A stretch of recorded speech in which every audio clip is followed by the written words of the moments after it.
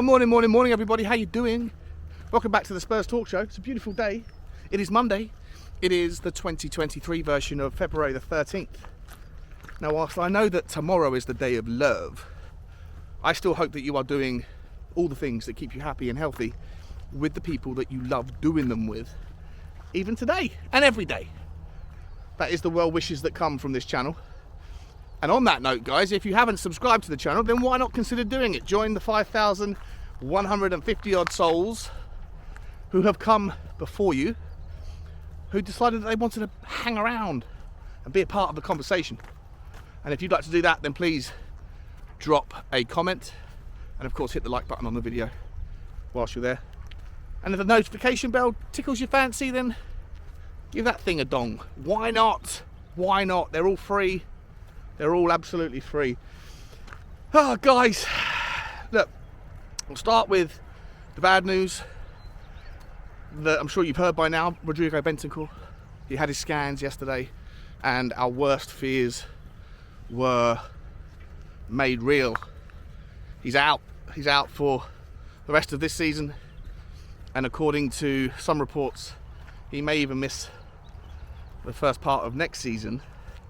Such is the severity of his ligament damage. I think he might need surgery before he can even start the healing process.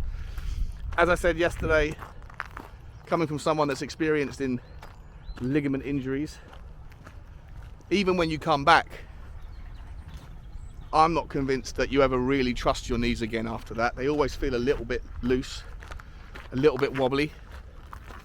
And I think you should also expect that even if he does get back to full fitness, future knee injuries may be things we speak about, because I'm not sure if it's whether there's a consequence of the overtraining of that area of your body to try and keep it strong, and that can then, you know, have its effects on other things. I don't know how it works, but certainly knee injuries have been a constant thing in my life.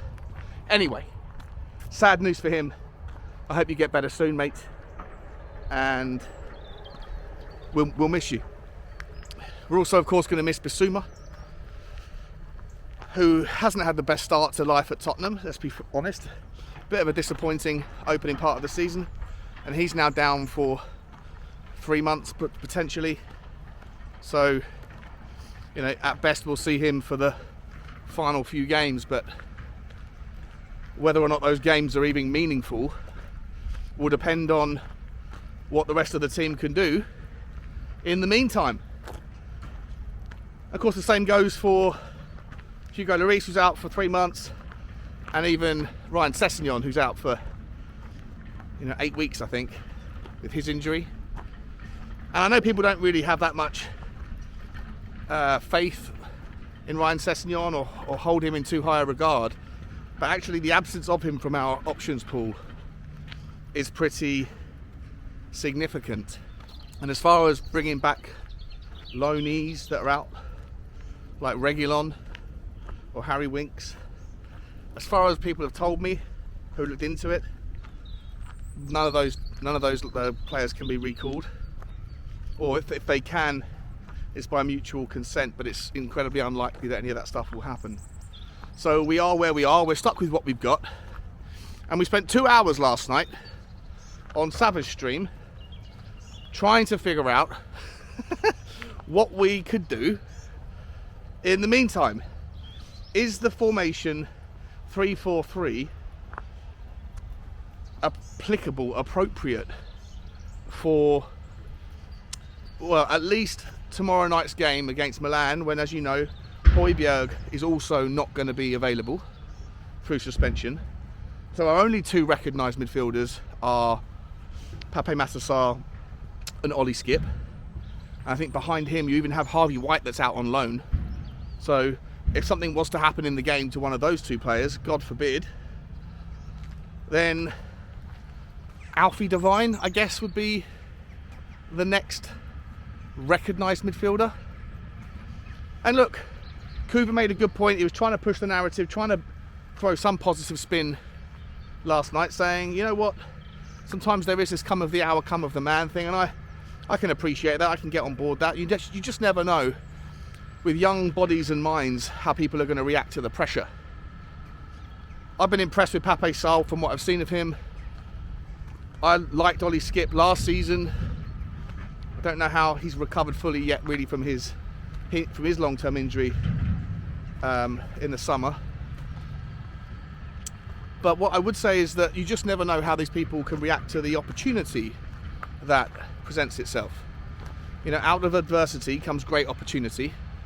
And Pape Sarr and Ollie Skipp might be looking at this now, and depending on the type of person they are, they either might be terrified about what's about to happen, or they may be licking their lips with anticipation that they can seize the moment, carpe diem, and step up and boss the midfield against Milan. I'm not comparing these two, but if you remember Gareth Bale, he came of age in that game against Inter Milan. We lost the game, but he scored the hat-trick. I think we lost the game. Did we lose the game? I think we did lose the game, but he scored the hat-trick in that game. And that was the start of a blossoming of his career. I'm not suggesting for a second that we should expect anything to that level from Sarr or Skipp, but you just never know. You just never know.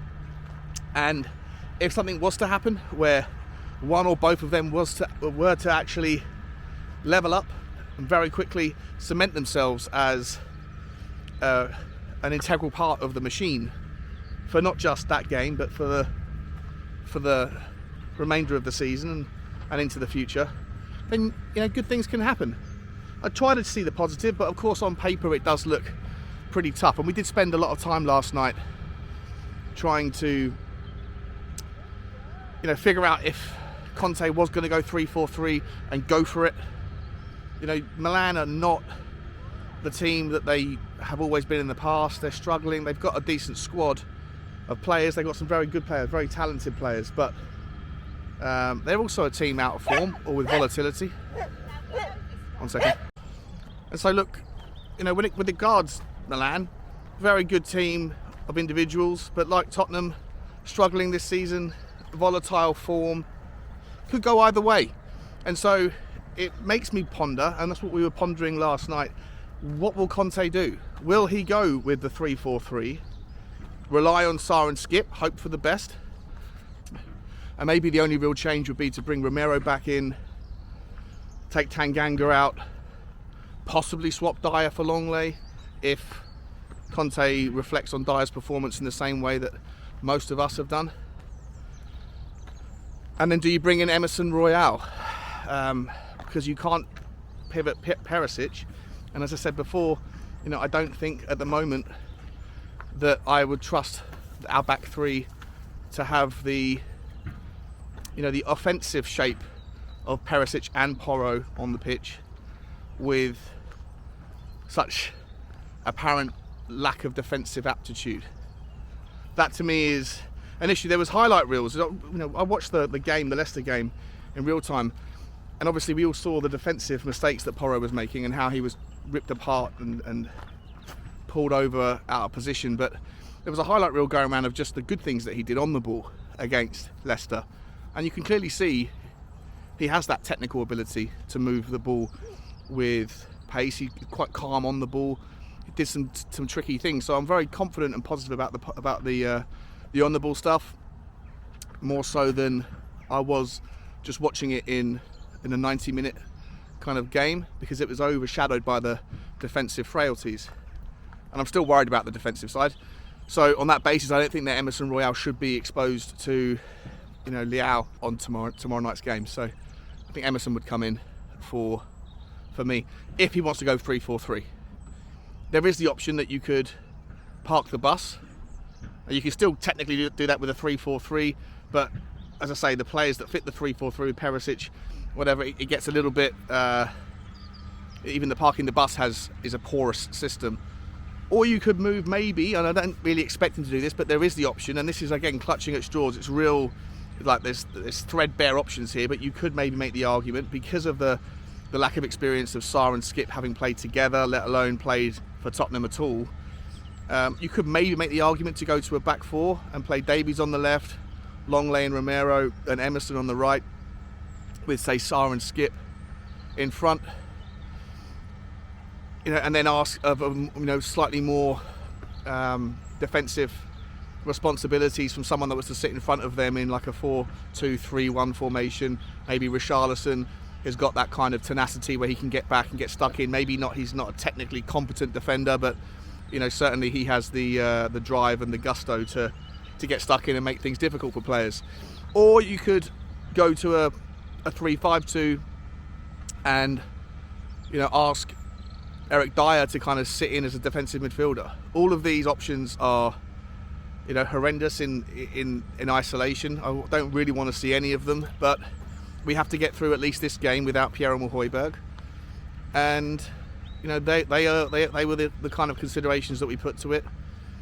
And it's just a case of whether Conte wants to go there, park the bus, and try and stay in the fixture and come back 0-0, 1-1, 1-0 up, 1-0 down, whatever, with something to work towards for the second half when you're playing with Højbjerg and in front of the 62,000 fans.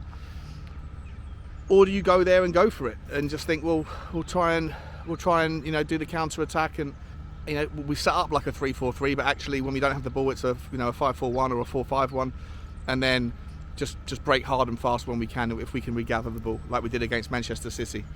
So we'll find out. These are the reasons why Conte has paid the big bucks, £15 million a year.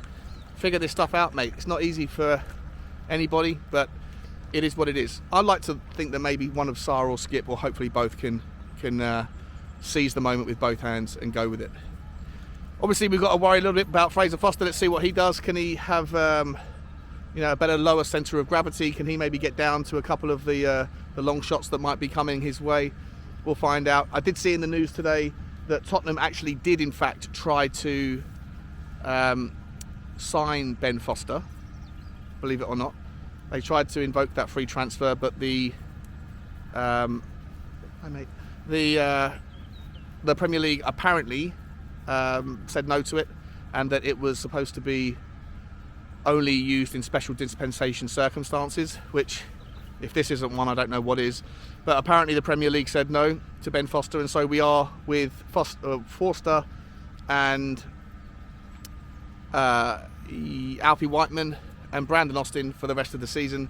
God forbid something was to happen to Fraser Forster, where he came out and made a rash challenge and got sent off in the Premier League, where we'd be without him for 3 games.